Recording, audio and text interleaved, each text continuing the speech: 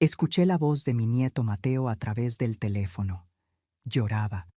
Tenía fiebre alta y no podían pagar el hospital. Mi hijo, el mismo que me dijo que era una tontería molestarme porque sus hijos me llamaban la señora, me llamaba ahora con una desesperación que yo conocía muy bien.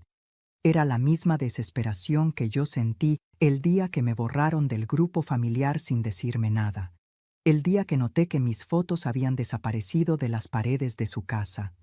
El día que entendí que para esa familia yo ya no tenía nombre ni lugar. Pero lo que mi hijo no sabía es que en esos meses de silencio yo no estuve llorando en una esquina, estuve construyendo, y cuando llegué a ese hospital no llegué como la señora que ellos habían inventado, llegué como la mujer que tenía en sus manos exactamente lo que ellos necesitaban.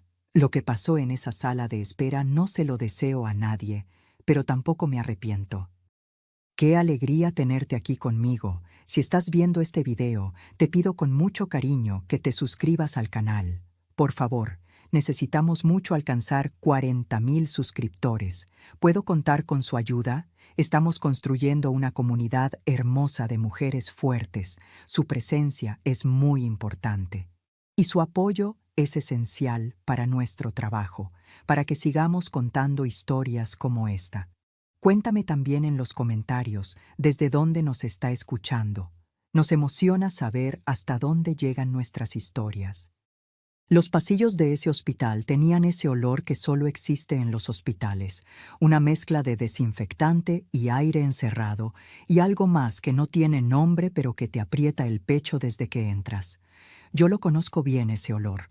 Lo conozco porque he pasado tiempo en lugares así, cuidando a otros, esperando noticias de otros, rezando en silencio en sillas exactamente iguales a la que ocupaba esa noche. Sillas de plástico duro, que no están hechas para la comodidad, sino para la espera, como si quienes las diseñaron supieran que el cuerpo no descansa de verdad cuando el corazón está en vilo. Llevaba un buen rato sentada en ese pasillo cuando los escuché llegar. Había llegado antes que ellos, porque Rodrigo me había llamado desde el camino, con la voz hecha pedazos, sin saber todavía bien qué me estaba pidiendo, solo diciéndome el nombre del hospital, el nombre de Mateo, la palabra fiebre repetida, como si al repetirla pudiera hacerla menos real. Colgué, tomé mi bolso y salí. No pensé en lo que había pasado entre nosotros. No pensé en los meses de silencio, ni en las fotos que habían desaparecido de las paredes, ni en el nombre con el que mis nietos me llamaban. Pensé en Mateo. Y eso fue suficiente para moverme.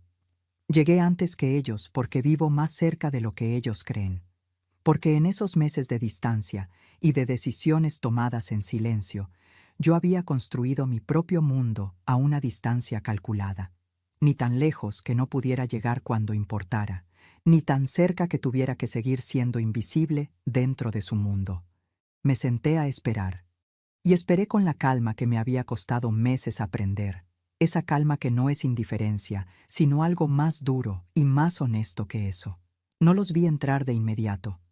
Primero los escuché. El sonido de los pasos apresurados de Rodrigo, ese modo suyo de caminar cuando está nervioso, pisando más fuerte de lo necesario, como si la urgencia le saliera por los pies. Luego la voz de Itzel, diciéndole algo en voz baja, cortante, con esa manera que tiene ella de hablar cuando está controlando el pánico y no quiere que se note. Los conocía demasiado bien a los dos. Los había observado durante años con la atención silenciosa que desarrollan las mujeres que aprenden que es mejor escuchar que hablar, que es mejor ver que preguntar.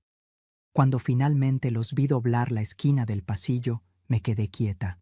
No me levanté. No hice ningún gesto. Los observé caminar hacia la recepción y en ese momento sentí algo que no esperaba sentir. Una pena genuina, limpia, sin mezcla de otra cosa. Porque Rodrigo venía con los ojos hinchados de llorar, con la camisa arrugada como si se hubiera vestido deprisa en la oscuridad, con esa expresión que yo solo le había visto cuando era niño y se había lastimado y no sabía si lo iba a regañar o a abrazar. Y a pesar de todo, A pesar de los meses de silencio y de dolor, y de fotos quitadas de las paredes y de mi nombre borrado de los grupos, y de mis nietos llamándome de una manera que no era la mía, a pesar de todo eso, lo seguía viendo como mi hijo. Eso es lo más difícil de explicar, de querer a alguien, que no se apaga aunque uno quiera. Itzel llegó junto a él con una expresión que me tomó un momento reconocer porque nunca la había visto en su cara. No era la seguridad de siempre, ese gesto suyo de mujer que sabe que tiene el control de cada situación. Era miedo. Miedo real, sin disfrazar, sin el barniz de compostura que ella siempre mantenía. Ver ese miedo en su cara no me alegró como quizás debería haberme alegrado. Solo me recordó que adentro de esas paredes estaba Mateo, mi nieto de 7 años, con una fiebre que los médicos ya estaban tomando muy en serio. Y eso era lo único que importaba de verdad. Los vi llegar a la recepción. Vi a Itzel abrir su bolso con movimientos rápidos, eficientes, los movimientos de alguien acostumbrado a resolver todo con recursos y decisión. Sacó una tarjeta, la entregó, dijo algo que desde donde yo estaba no alcancé a escuchar, pero que por el tono era claramente un «aquí está todo lo que necesitan, procedan». La mujer detrás del mostrador tecleó, esperó, volvió a teclear. Hubo una pausa, una de esas pausas que duran apenas unos segundos, pero que se sienten como mucho más cuando uno está parado del otro lado, esperando una respuesta. La atendente dijo algo. Lo dijo con esa voz neutral que tienen las personas que dan malas noticias todo el día y han aprendido a no poner emoción en ellas, porque si pusieran emoción en cada una, no podrían terminar su turno. Vi la cara de Itzel cambiar. No fue un cambio brusco. Fue más sutil que eso.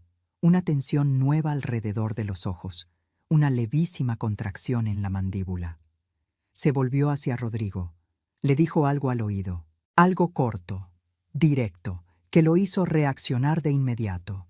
Lo que la atendente le había comunicado era que la póliza de gastos médicos no estaba activa, que el hospital exigía una garantía para proceder con la internación, que los costos de una hospitalización con exámenes completos eran elevados y que sin cobertura activa se requería un depósito inicial antes de continuar.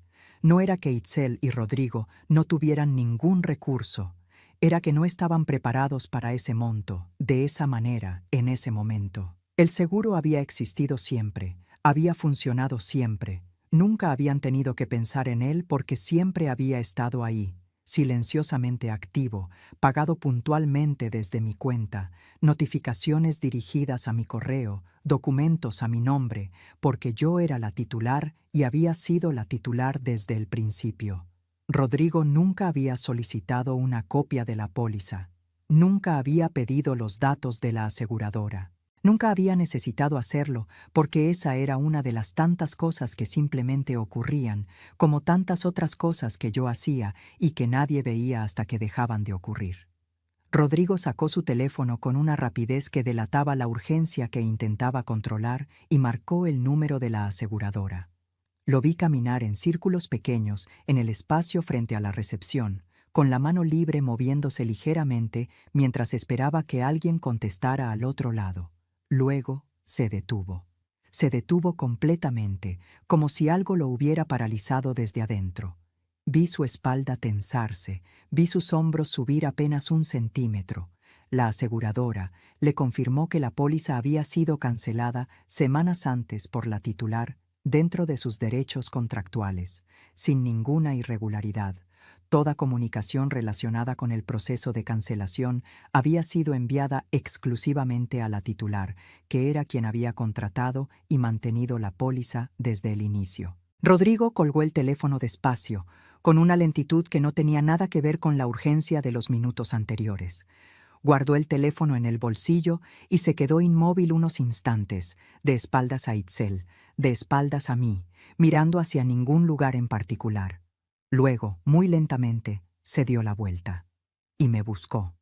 Me buscó con los ojos como busca a alguien que ya sabe lo que va a encontrar y no sabe si está listo para encontrarlo. Me encontró. Nuestras miradas se cruzaron desde el otro extremo del pasillo y durante unos segundos, que no sé cuánto duraron exactamente, Ninguno de los dos se movió ni dijo nada. Solo nos miramos. Y en esa mirada pasaron cosas que ninguno de los dos hubiera podido poner en palabras. Yo vi en sus ojos el momento exacto en que todas las piezas encajaron, el nombre del titular de la póliza cancelada. Los ajustes que yo le había mencionado brevemente semanas antes, sin dar explicaciones, porque nadie me había pedido explicaciones, porque para esa familia yo era solo la señora, y los asuntos de la señora no eran asunto de nadie. Itzel también me vio, y en su cara vi algo que me resultó completamente nuevo: incertidumbre. Itzel, que siempre tenía una respuesta para todo, que siempre sabía exactamente dónde estaba parada y exactamente qué carta jugar en cada momento, no sabía qué hacer con lo que tenía delante. Rodrigo caminó hacia mí. Cada paso que daba parecía costarle algo, como si el suelo se hubiera vuelto más difícil de cruzar de lo que recordaba. Cuando llegó a donde yo estaba, se quedó de pie frente a mí. Yo seguí sentada, con las manos sobre mi bolso, con la espalda recta, mirándolo con una calma que me había costado meses construir y que no pensaba desperdiciar en ese momento. Lo miré a los mismos ojos de siempre, los mismos que había visto abrirse por primera vez décadas atrás en una habitación de hospital parecida a esta. Los mismos que me habían mirado con fiebre de niño y con vergüenza de adolescente, y con amor y con descuido, y con todo lo que cabe en la mirada de un hijo a lo largo de los años. Esos mismos ojos ahora me miraban desde un lugar que yo nunca le había visto antes, un lugar parecido a la rendición. Cuando habló, su voz sonó diferente a todas las voces que le había conocido en los últimos años. Sonó pequeña. Sonó honesta de una manera que no había escuchado en mucho tiempo. «Mamá», dijo, «necesitamos tu ayuda». Esa palabra, esa sola palabra antes del resto. «Mamá», no señora, no el silencio incómodo de las últimas veces que habíamos estado en el mismo cuarto. «Mamá». La escuché y algo en mi interior se contrajo de una manera que no esperaba. Una mezcla de dolor y de algo parecido al alivio, y de una rabia tranquila que no gritaba, sino que simplemente existía, firme y clara como una roca en el medio de un río. Lo miré durante unos segundos que para mí fueron largos, aunque para él quizás no lo fueron tanto. Y entonces le respondí con toda la calma que tenía, con esa calma construida noche a noche en un apartamento nuevo, con ese silencio que yo misma había elegido. «Mamá», le dije, creí que yo era la señora. El silencio que siguió a esas palabras fue diferente a todos los silencios que habían existido entre nosotros durante esos meses. No fue el silencio de alguien que no tiene nada que decir. Fue el silencio de alguien que tiene demasiado que decir y no encuentra por dónde empezar. Itzel, que ya se había acercado unos pasos, no abrió la boca. Por primera vez desde que la conocía, Itzel no tuvo ninguna respuesta. Y ese silencio suyo, ese silencio que llenó el pasillo y flotó entre los tres como algo con peso propio, dijo más de lo que cualquier palabra hubiera podido decir. ¿Alguna vez alguien a quien querías te hizo sentir invisible, como si tu presencia en su vida fuera un trámite y no un privilegio? No tienes que responderme ahora. Pero si conoces esa sensación, quédate, porque lo que pasó después de ese silencio en ese pasillo fue solo el comienzo de una historia que llevaba años gestándose en silencio. Me llamo Consuelo. Tengo una vida entera detrás de mí, una vida que construí con las manos y con el corazón, con renuncias que hice de buena gana y con otras que dolieron más de lo que esperaba. Soy viuda. Mi marido Ernesto murió hace algunos años, de un infarto que no avisó, de esos que llegan de madrugada y se llevan a las personas sin darles tiempo de despedirse. Era un buen hombre. No era perfecto, ninguno lo es, pero era presente, era honesto, era de los que cumplen lo que prometen aunque cueste. Su ausencia dejó en mi casa un silencio tan grande que tardé mucho en aprender a vivir dentro de él sin que me aplastara. Rodrigo es mi único hijo. Lo traje al mundo y lo crié con todo lo que tenía y con mucho de lo que no tenía. Cuando Ernesto enfermó, antes de morir, fui yo quien sostuvo la casa. Dejé un trabajo que me gustaba porque los horarios ya no eran compatibles con los cuidados que Ernesto necesitaba. Cancelé un viaje que habíamos planeado juntos durante años. Fui dejando de a poco todo lo que era exclusivamente mío para convertirme en el sostén de los dos. Lo hice sin quejarme, sin llevar la cuenta, sin esperar que nadie me lo agradeciera con palabras. Lo hice porque era lo que correspondía y porque los quería. Pero sí me duele, hoy puedo decirlo, que todo eso no haya pesado nada al final en la balanza. Rodrigo se casó con Itzel hace algunos años. Cuando la conocí, sentí que era una mujer fuerte, decidida, de las que saben lo que quieren. La admiré, en serio. Pensé que sería bueno para mi hijo tener a alguien así a su lado. Lo que no vi de inmediato, o quizás no quise ver, fue que esa fortaleza de ella no dejaba mucho espacio para nadie más dentro de su mundo. Desde los primeros tiempos del matrimonio empecé a notar cosas pequeñas. Dejé de ser incluida en ciertos planes. Me enteraba de reuniones familiares después de que habían ocurrido. Un día noté que ya no estaba en el grupo de mensajes donde antes me compartían fotos de los niños. Nadie me lo dijo, simplemente un día estaba y al siguiente ya no. Las ausencias sin explicación son las que más duelen porque no te dan nada concreto a lo que responder. Solo un vacío que se va haciendo más grande con el tiempo. El golpe que más me marcó fue una tarde que fui a visitar a los niños. Caminé por el pasillo de la casa de Rodrigo y noté que algo había cambiado en las paredes. Me detuve. Las fotos que yo misma había llevado enmarcadas, las fotos donde salía abrazada a Mateo recién nacido, donde aparecía con Sofía en sus primeros pasos, donde éramos una familia que todavía se reconocía como tal, habían desaparecido. En su lugar había fotografías de la familia de Itzel, sus padres, sus hermanos, sus sobrinos. Yo no estaba en ninguna. Me quedé parada frente a esa pared durante un tiempo que no supe calcular, mirando el lugar donde antes estaba mi cara, y sentí que algo adentro de mí entendía algo que mi cabeza todavía no quería aceptar. Fui a hablar con Rodrigo. Le dije que los niños me llamaban la señora. Le dije que me dolía, que no era un capricho ni una exageración, que un niño aprende el nombre que le enseñan y que alguien les estaba enseñando ese. Mi hijo me miró con una expresión que mezclaba la incomodidad con algo parecido a la impaciencia, como si yo fuera un problema menor que interrumpía algo más importante, y me dijo: «Mamá, no seas dramática, es solo un nombre». Me fui de esa casa cargando esas palabras como se carga una piedra adentro del pecho, sin hacer escenas, sin llorar delante de él, guardando todo para el silencio de mi propio camino de regreso, y sin saber todavía lo que la vida tenía preparado para los días que vendrían. Fue durante esas semanas de piedra adentro y silencio aprendido cuando recibí la llamada que cambió el rumbo de todo. Sonó el teléfono una mañana que no tenía nada de especial, un día gris y tranquilo como tantos otros, y al otro lado había un hombre con voz pausada y formal que se identificó como abogado y me dijo que tenía que comunicarme algo importante. Mi hermana Remedios había fallecido. Me quedé sin palabras por un momento, que no supe cuánto duró. Remedios y yo habíamos crecido juntas, compartido cuarto de niñas, compartido los mismos sueños imposibles de la infancia. Pero la vida nos fue llevando por caminos distintos, y con los años el contacto se fue haciendo más esporádico, más formal, hasta que quedó reducido a llamadas de cumpleaños que a veces ni eso. No fue una pelea.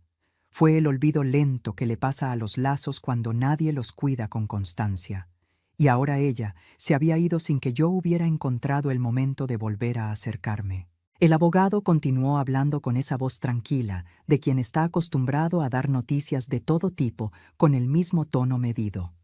Me explicó que Remedios no había tenido hijos, que había vivido siempre de manera austera, sin lujos, pero con una disciplina financiera que yo, que la conocía, podía imaginar perfectamente.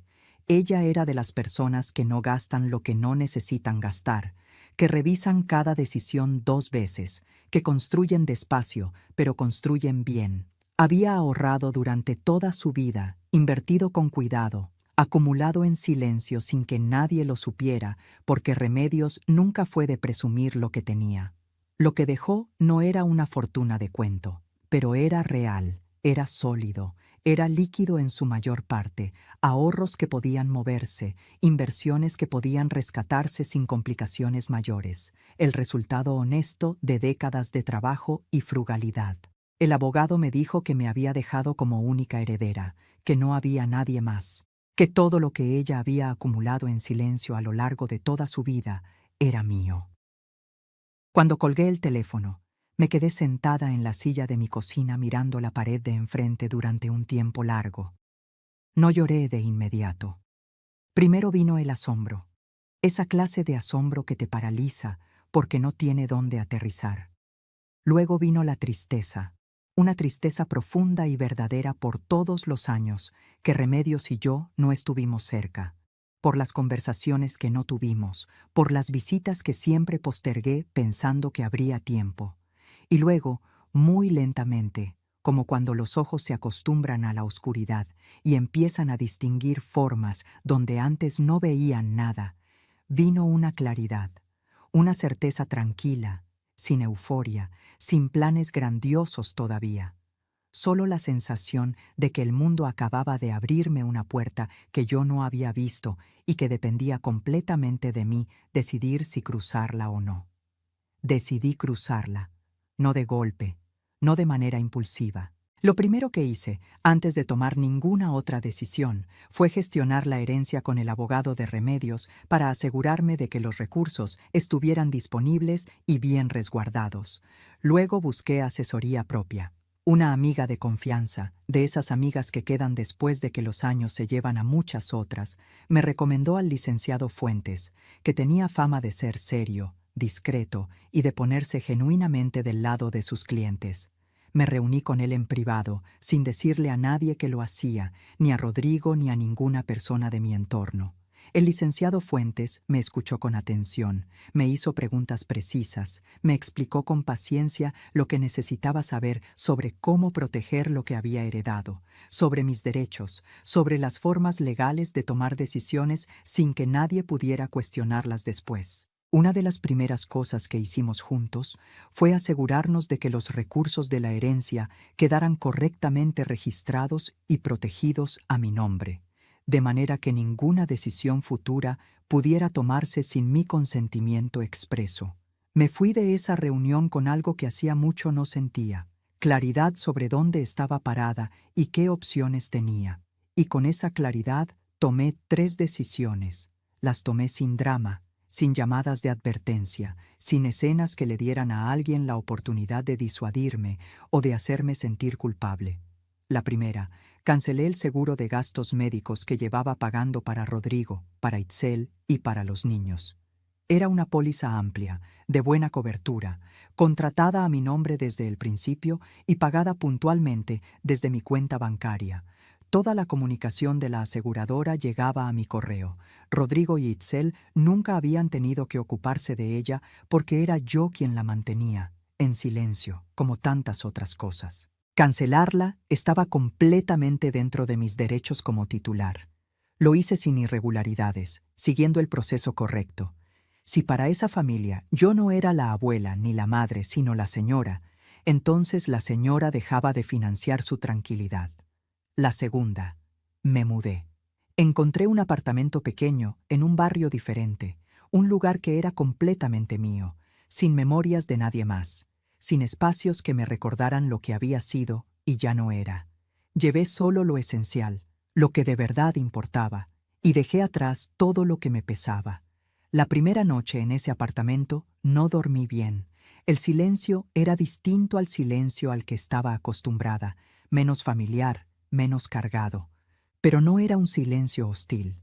Era un silencio que todavía no me conocía y al que yo todavía no conocía. Y eso, de alguna manera extraña, me pareció un buen comienzo. La tercera decisión fue más interna que material, pero quizás fue la más importante. Dejé de estar disponible de la manera en que siempre había estado. Dejé de contestar al primer llamado. Dejé de revisar el teléfono con la ansiedad de quien espera ser necesitado.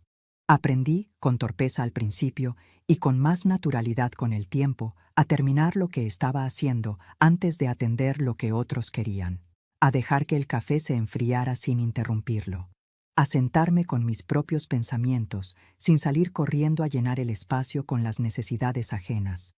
Fue en esa época cuando Rodrigo llamó una vez para preguntar algo relacionado con el seguro. Le dije que había hecho algunos ajustes. No expliqué cuáles. No ofrecí detalles. Él no preguntó más, y eso también me dijo algo que guardé sin decir en voz alta, que mis asuntos no le importaban lo suficiente como para insistir, que para él, como para Itzel, yo seguía siendo solo la señora, y la señora podía hacer sus ajustes sin que nadie se tomara la molestia de preguntar qué significaban. La mañana en que me desperté en mi apartamento nuevo y me di cuenta de que no le debía una sola explicación a nadie, sentí algo que tardé un momento en identificar porque hacía demasiado tiempo que no lo sentía. Era paz.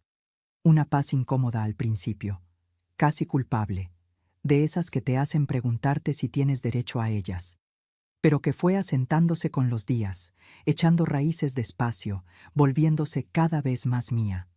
Y fue en esa paz donde empecé a construir, sin prisa, sin ruido, sin que nadie lo supiera todavía, lo que vendría después.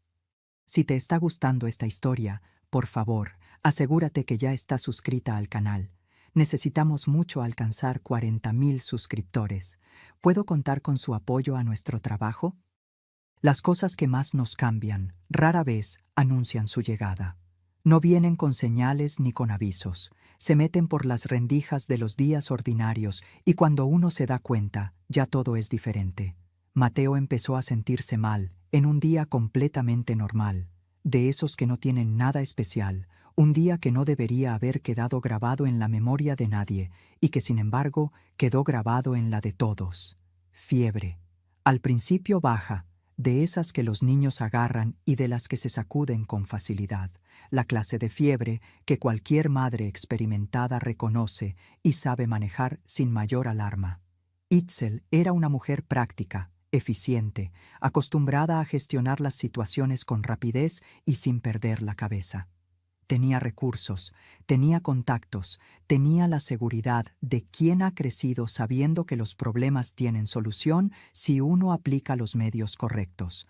Lo que no tenía, y esto es importante entenderlo bien, era la costumbre de lidiar con gastos médicos de forma directa. Durante todos los años que yo había mantenido la póliza activa, cualquier consulta, cualquier urgencia, cualquier internación, había pasado por el seguro sin que ellos tuvieran que pensar en montos, ni en depósitos previos, ni en garantías hospitalarias.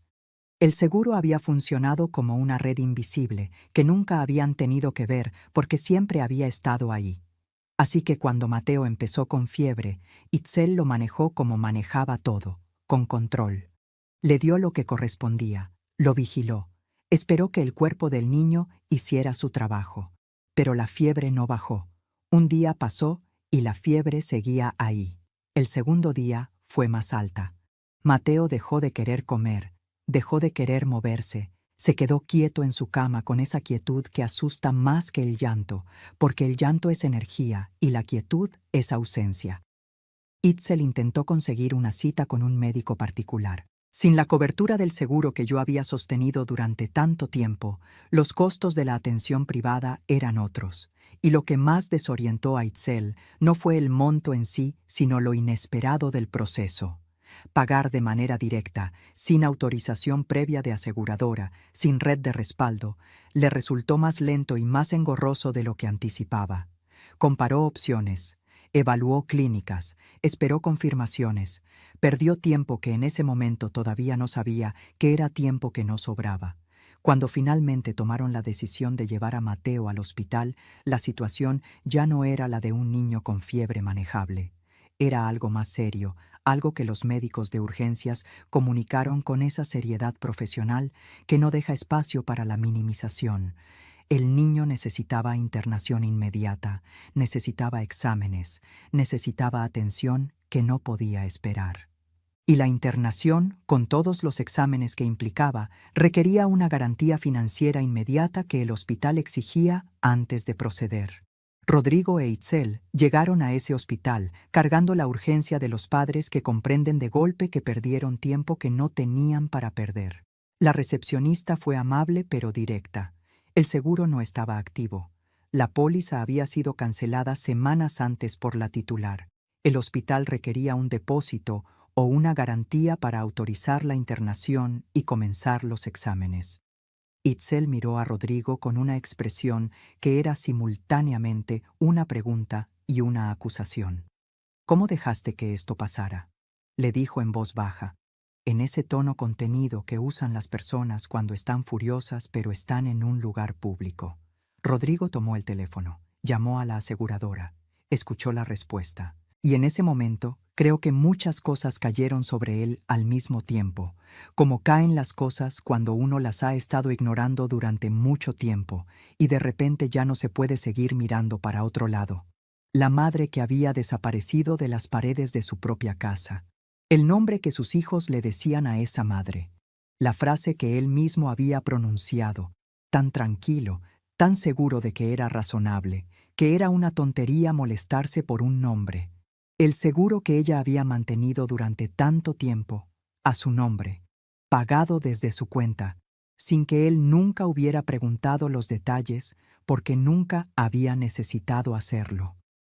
Todo eso cayó sobre Rodrigo en ese pasillo de hospital, mientras su hijo de 7 años estaba adentro con fiebre y sin cobertura médica, y el hospital esperaba una garantía que ellos no habían calculado tener que dar esa noche. Y fue en ese momento de colapso silencioso cuando escuchó que alguien en la recepción mencionaba que había una señora que llevaba un rato esperando, que había preguntado por el niño, que había dado el nombre de Mateo.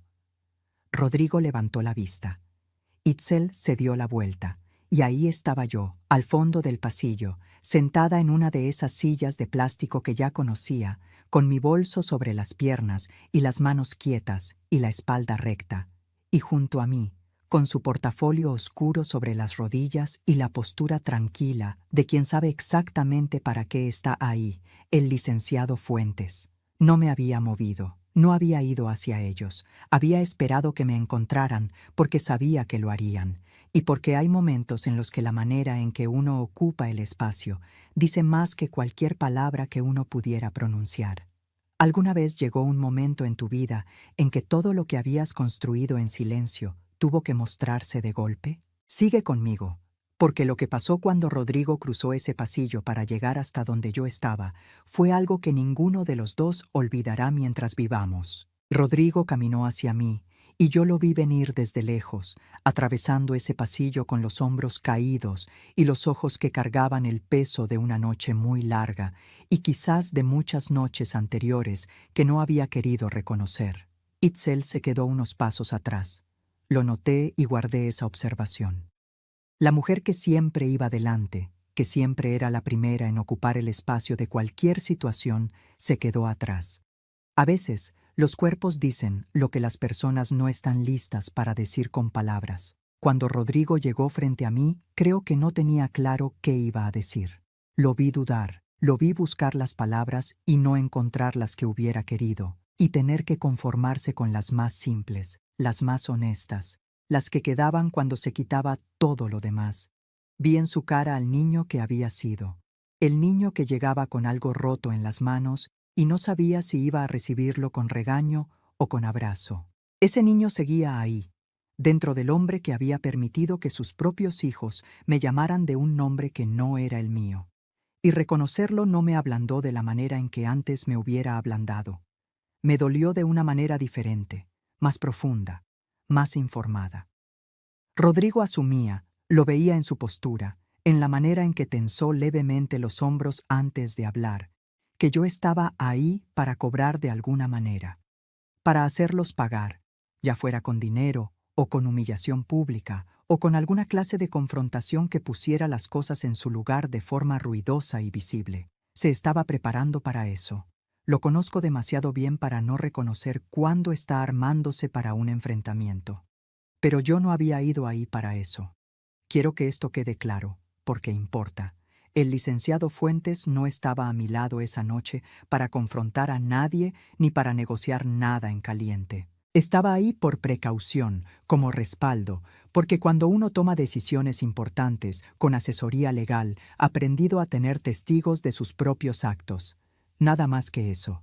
Me puse de pie, no con movimientos dramáticos, no con la cadencia de quien está montando una escena. Me levanté simplemente, como se levanta alguien que tiene algo que hacer y va a hacerlo. Caminé hasta la recepción. No miré a Rodrigo mientras lo hacía. No miré a Itzel. Llegué al mostrador y hablé con la persona que atendía. Pregunté el monto necesario para autorizar la internación y los exámenes. Luego firmé los documentos que el hospital requería como garantía. Autoricé la transferencia correspondiente desde mi cuenta y esperé la confirmación de que el proceso estaba en marcha. No fue instantáneo. Hubo formularios. Hubo una espera breve mientras el sistema procesaba. Pero se hizo correctamente y dentro del tiempo que Mateo necesitaba. Lo hice con la misma calma con la que había estado esperando durante toda esa noche, porque había tenido semanas para pensar en ese momento y sabía exactamente lo que quería hacer cuando llegara. Cuando me volví, Rodrigo me miraba con una expresión que no supe descifrar del todo en ese instante. Se acercó. Cuando llegó a mi lado, bajó la voz hasta casi un susurro, como si la pregunta fuera algo frágil que pudiera quebrarse si la decía más fuerte. ¿Por qué hiciste eso?, me preguntó. Y yo lo miré. Pensé en todo lo que podría haberle respondido. Pensé en los meses de silencio, en las fotos que desaparecieron, en la voz de Sofía diciendo la señora con la naturalidad de quien repite algo que aprendió sin cuestionarlo nunca. Pensé en Ernesto, en mi marido que ya no estaba y que me hubiera dicho que hiciera lo correcto aunque doliera, y respondí lo único que era completamente, absolutamente verdad. Porque Mateo es mi nieto, le dije. Eso nunca cambió. Rodrigo no respondió de inmediato. Creo que no podía. Creo que esas palabras llegaron a algún lugar en él que llevaba mucho tiempo cerrado y que no estaba listo para abrirse sin avisar. Fue en ese momento cuando el licenciado Fuentes se incorporó de su silla y se acercó con la tranquilidad de alguien que ha hecho esto muchas veces y sabe que los mejores movimientos son los que no necesitan urgencia. Sacó un sobre del portafolio y lo extendió hacia Rodrigo con un gesto natural, sin teatralidad, sin el peso innecesario de quien busca impactar. Rodrigo lo tomó sin entender todavía lo que tenía en las manos.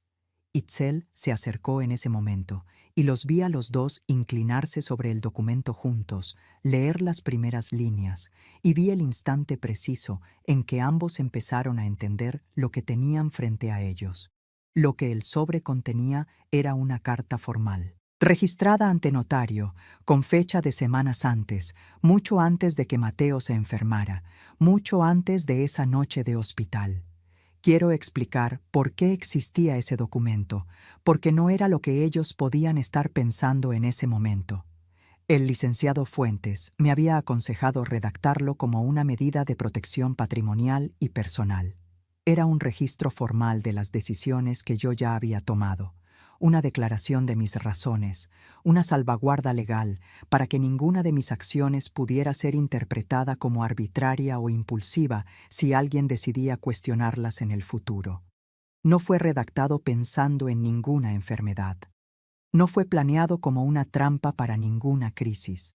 Fue exactamente lo que el licenciado Fuentes me recomendó hacer desde el principio: documentar, proteger, dejar constancia. En esa carta, yo declaraba de manera clara y sin ambigüedad mis razones para tomar distancia de esa familia mientras mis nietos fueran instruidos a no reconocerme como su abuela. Explicaba las condiciones bajo las cuales estaría dispuesta a retomar el contacto, establecía la protección de lo que era mío y dejaba constancia de que cada decisión que había tomado había sido un acto libre, pensado, tomado con plena conciencia y con asesoría legal. No había sido un arrebato. No había sido el impulso ciego de una mujer herida que actúa sin pensar. Había sido una mujer que por fin se había puesto en primer lugar y había tenido la claridad y la valentía de hacerlo de manera que no pudiera ser deshecha con una disculpa apresurada o con una llamada de último momento. Itzel, Leyó el documento con las manos que le temblaban levemente. Yo la observé leer y vi en ella algo que genuinamente no esperaba ver. Vi a alguien enfrentándose a la imagen de sí misma que no quería ver. Una mujer que había pasado años siendo la que controlaba cada variable de su entorno, cada decisión de su familia, cada espacio de la casa que habitaba, se estaba enfrentando a la evidencia de que había algo que no había controlado, que mientras ella organizaba su mundo con precisión, la señora, la que no tenía nombre en las paredes ni lugar en los grupos de mensajes, había estado haciendo su propio trabajo en silencio. Cuando terminó de leer, Itzel levantó la vista, me miró y no dijo nada. Por primera vez desde que la conocía, desde la primera cena incómoda hasta las Navidades donde yo sonreía aunque me doliera el pecho, Itzel no tuvo ninguna palabra. Ese silencio suyo que llenó el espacio entre las dos y flotó en el pasillo entre el olor a desinfectante y el sonido lejano del hospital que seguía funcionando a su ritmo, ese silencio fue más elocuente que cualquier discurso. Cuéntame en los comentarios si alguna vez tuviste que demostrar tu valor ante alguien que creyó que podía ignorarte sin consecuencias. Porque hay historias que merecen ser escuchadas. Pero antes de irse, quédate un momento más. Porque lo que vino después de ese pasillo fue lo que más me cambió de todo. Mateo mejoró, no de golpe, no con la rapidez que uno desea cuando se trata de un niño enfermo, sino con la cadencia lenta y segura con que los cuerpos jóvenes se recuperan cuando reciben lo que necesitan. Primero fue la fiebre que empezó a ceder, luego fueron los ojos que recuperaron algo de brillo, luego fue el hambre que regresó tímidamente, una cuchara de caldo, medio vaso de jugo, las pequeñas victorias que los médicos celebran con una sonrisa profesional y los familiares celebran con lágrimas que intentan esconder. Los doctores hablaron de una infección detectada a tiempo, tratada con el medicamento correcto, respondiendo bien. El niño era fuerte, dijeron. Lo dijo el médico que lo atendía con esa mezcla de alivio genuino y distancia clínica que tienen los que curan personas todos los días y han aprendido que no pueden celebrar demasiado pronto ni lamentarse demasiado tarde. Cuando escuché eso, sola en mi apartamento esa noche, lloré. Lloré de una manera que hacía mucho tiempo no me permitía, sin controlarla, sin decidir cuánto tiempo duraría ni qué forma tomaría. No lloré por lo que había pasado entre los adultos, no lloré por el documento, ni por el silencio de Itzel, ni por la voz rota de Rodrigo en el pasillo. Lloré por Mateo, por ese niño de 7 años que no tenía nada que ver con las guerras de los grandes, que había llegado al mundo sin pedir nada, que solo crecía y aprendía las palabras que le enseñaban, incluido el nombre equivocado con el que me llamaba porque alguien se lo había dicho y él no tenía manera de saber que era equivocado. Los niños aprenden lo que los adultos les muestran. Esa es la verdad más simple y más terrible de la crianza. El último día de internación fui al hospital. Caminé por ese pasillo ya conocido, con el mismo olor de siempre, pero esta vez el peso en el pecho era diferente. No era la calma construida y tensa de la otra noche. Era algo más suave y más complicado, algo que no tenía un nombre claro, pero que se sentía parecido a la esperanza mezclada con el miedo de que la esperanza se rompa. Cuando abrí la puerta del cuarto, Mateo estaba sentado en la cama. Tenía el cabello revuelto y los ojos todavía un poco apagados por los días de enfermedad, pero estaba sentado, estaba despierto, y cuando me vio entrar algo en su cara, cambió. No esperó que nadie le dijera nada. No miró a sus padres para verificar que estaba permitido.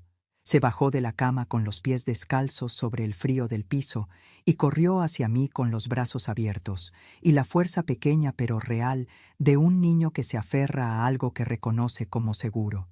Me abrazó a la altura de la cintura y dijo, con la voz todavía un poco ronca de la fiebre pasada, esa sola palabra que yo llevaba tanto tiempo sin escuchar de su boca: abuela. Solo eso, una sola palabra.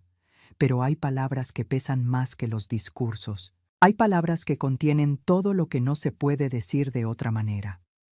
Me agaché, lo abracé con los 2 brazos y las lágrimas llegaron antes de que yo pudiera decidir si quería que llegaran. No me importó.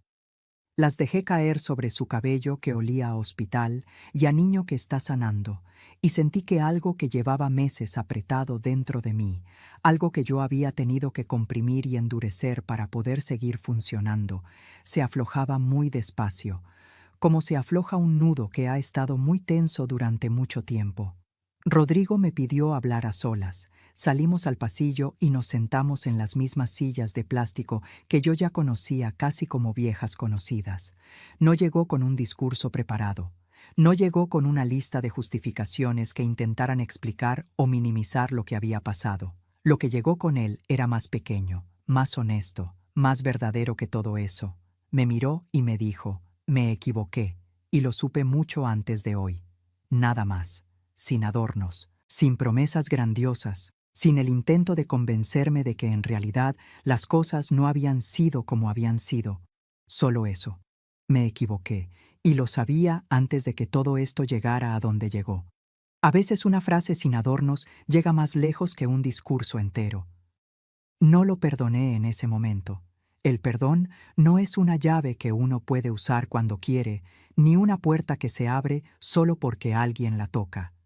Es un proceso lento que depende del tiempo y de la honestidad y de las acciones que vienen después de las palabras. Pero lo escuché de verdad, sin el muro que había tenido que construir para sobrevivir los meses anteriores.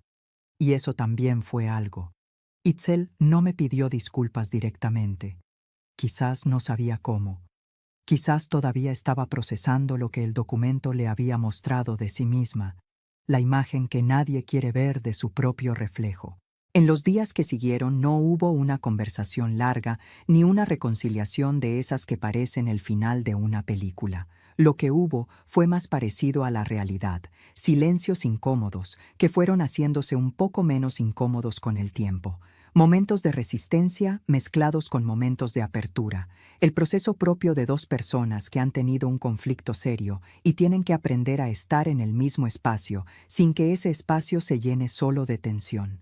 Rodrigo llamó para decirme que los niños habían preguntado por mí, que Sofía, en la cena de un día cualquiera, había dicho abuela así, sin que nadie le dijera nada, como si la palabra hubiera estado esperando detrás de una puerta que alguien finalmente decidió dejar entreabierta. No pregunté si fue una instrucción de Itzel o si fue algo que simplemente ocurrió, porque los niños son más inteligentes y más perceptivos de lo que los adultos suelen creerles. Decidí que por ahora no necesitaba saberlo. Decidí que por ahora era suficiente. No regresé a la vida que habíamos tenido antes de todo esto, porque esa vida ya no existía y yo no quería que existiera. Esa vida me había ido borrando de a poco, con paciencia y con la eficiencia silenciosa de quienes saben exactamente lo que están haciendo. Esa vida me había convertido en la señora, y la señora finalmente había dejado de existir. En cambio, construí algo nuevo, algo que era mío desde los cimientos. Puse mis condiciones, visitas acordadas, respeto en cada encuentro, mi nombre en la boca de mis nietos, no como una exigencia, sino como el piso mínimo del que no se baja, el terreno básico sin el cual no hay nada más que construir. El licenciado Fuentes me ayudó a formalizar lo que necesitaba formalizar. Mi patrimonio quedó protegido de la manera correcta, mis derechos claros, y mi lugar en la vida de Mateo y de Sofía, reconocido. No de la manera que yo soñé cuando los cargué de bebés y pensé que nada ni nadie podría interponerse entre nosotros, sino de una manera real, construida sobre lo que hay, imperfecta y honesta y sostenible, que a veces es la única manera en que las cosas pueden continuar sin romperse del todo. Hay mujeres que esperan toda la vida a que alguien las defienda, que esperan que el hijo las vea, que esperan que la nuera las respete, que esperan que alguien, en algún momento, diga en voz alta lo que ellas llevan años sintiendo, pero callando. Yo aprendí tarde, pero aprendí. La primera persona que tenía que defenderme era yo. No con gritos, no con odio, no con la rabia que destruye todo a su paso y no deja nada en pie. Con decisiones. con la claridad de saber lo que valgo y la valentía de actuar en consecuencia, aunque nadie me aplaudiera, aunque nadie me viera hacerlo, aunque tuviera que hacerlo completamente sola, en el silencio de mi propio apartamento. Y cuando finalmente actué en silencio, el mundo tuvo que hacer silencio también para escucharme. Si esta historia te llegó de alguna manera, si reconociste en ella algo que has vivido o algo que has visto vivir de cerca, escríbelo en los comentarios, porque las historias como esta no terminan cuando termina el video. Terminan cuando las mujeres que las escuchan deciden que también ellas tienen un nombre, que también ellas tienen un lugar, y que ese lugar no es algo que se pide, es algo que se construye, con paciencia y con coraje, desde adentro hacia afuera. Si te gustó esta historia, haz clic en este próximo video que está apareciendo en la pantalla, porque la próxima traición supera todo lo que has visto hasta ahora. Y no te olvides suscribirte en el canal, para que no te pierdas ni una sola historia.